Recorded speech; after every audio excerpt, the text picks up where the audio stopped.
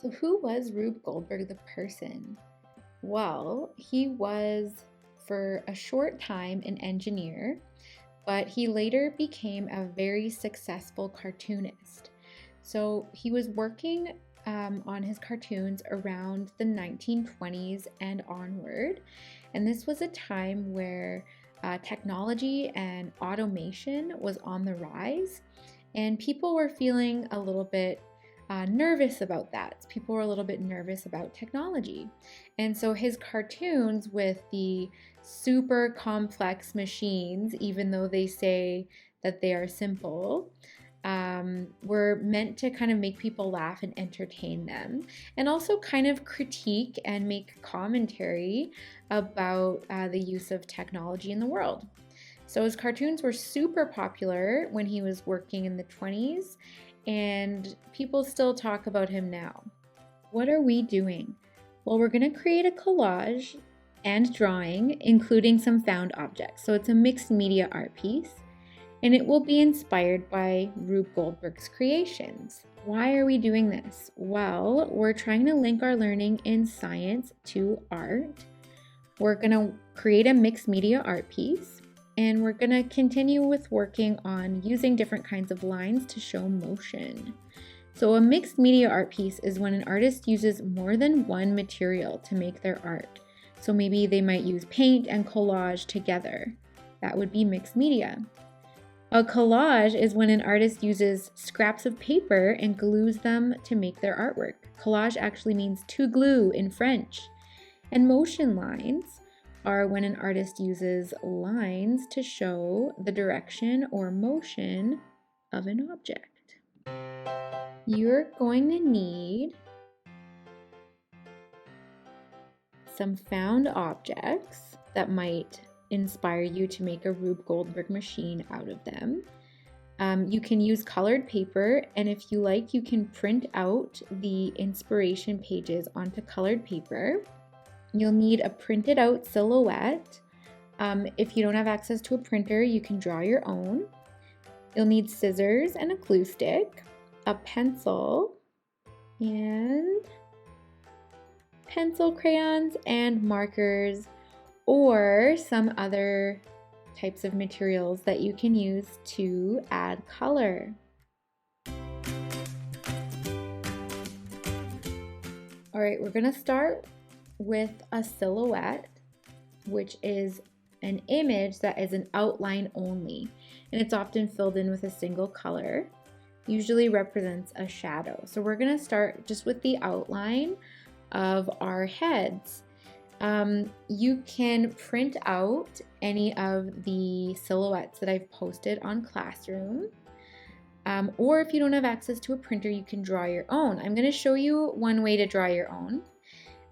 Since silhouettes are just a shadow, you could try to use a flashlight and tape a piece of paper onto the wall and have your learning coach help trace your shadow. But I didn't have anyone at home with me to help with this, so I am going to just show you how to draw a silhouette. So I've started out by drawing a light circle, and I'm just going to kind of trying to figure out where the nose will be. So I'm going to divide the circle in half 2 times, and where that horizontal line meets is where my nose is going to start coming out. So I'm going to draw my nose there. And then people's faces aren't shaped like a circle, they're sort of more like an oval. So I'm creating where the lips and the chin would go. So I'm just drawing sort of a little U shape and where the neck would go. So I'm actually using this picture on the left a little bit as a reference image. So you could use a reference image. Again, the ones that are posted on Classroom would be great. All right, now I've added the lips, just sort of doing 2 bumps, and the chin, which is just a larger bump. And then I'm just going over my drawing to make sure that it looks okay. So this looks awesome. I could leave it like this, or I could add some hair. So I'm gonna add sort of like a longer swoopy hairstyle. And there we go. So I'm just drawing it right over top of my original line for the head. because the hair sort of like lifts off from the head. And when I'm happy with my silhouette, I can outline it with a marker or pencil crayon. And then I will use an eraser to erase all those lines in the inside that were kind of my guides. Nobody's gonna know if it looks like you or not because it's just an outline. All right, so I've decided to go with this silhouette that I printed out from the PDF that's posted on Google Classroom. And in order to make it stand out a little bit more, I'm going to outline it with a marker. So you can choose to do this.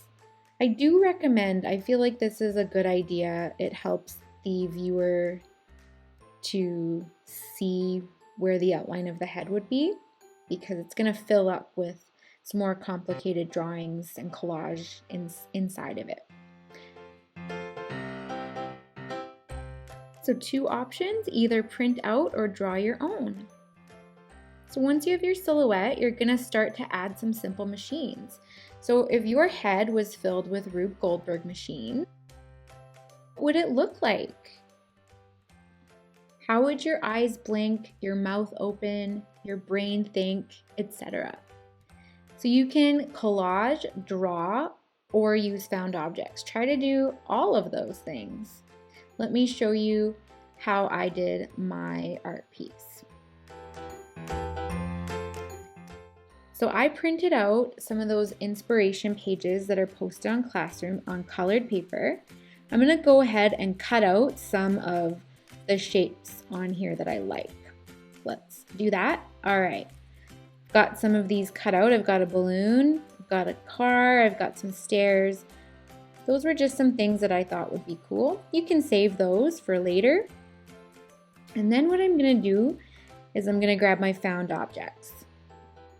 So I'm going to put those out in front of me so that I have everything there. I have this hair clip, which I thought would be perfect for a mouth opening and closing. I'm going to place that on where my mouth would be. And I'm just going to start designing. So here I go. So I would have 2 long sort of boards touching the clip. And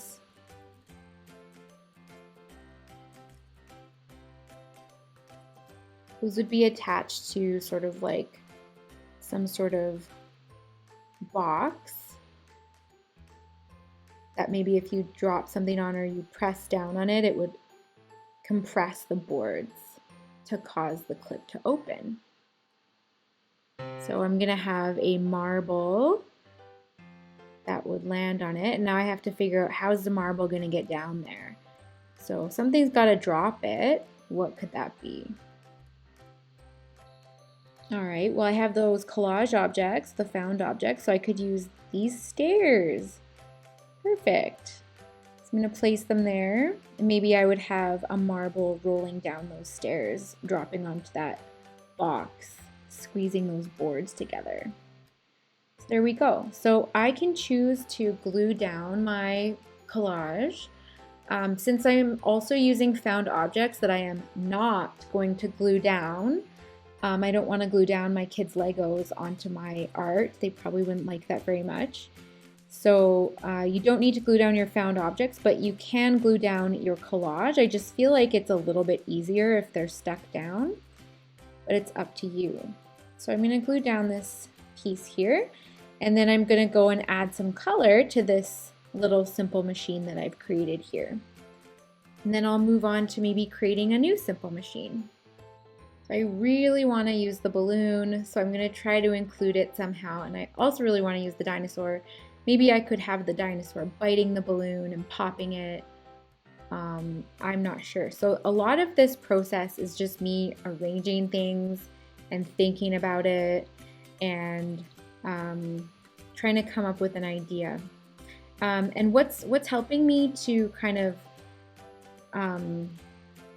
figure out what I want to do is that I'm thinking about like what would make my mouth open, what would make my eyes open, what would make maybe my what would make my brain think, what would make my nose run, what would make tears fall, things like that, right? It could be those kind of ideas might get you going a little bit.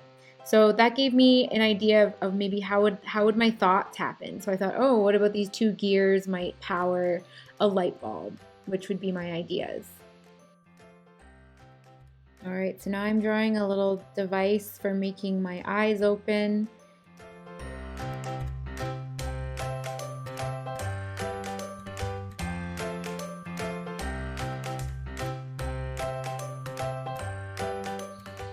Now I'm really trying to figure out a way that I can use the dinosaur. I really, really want the dinosaur to be in this art piece.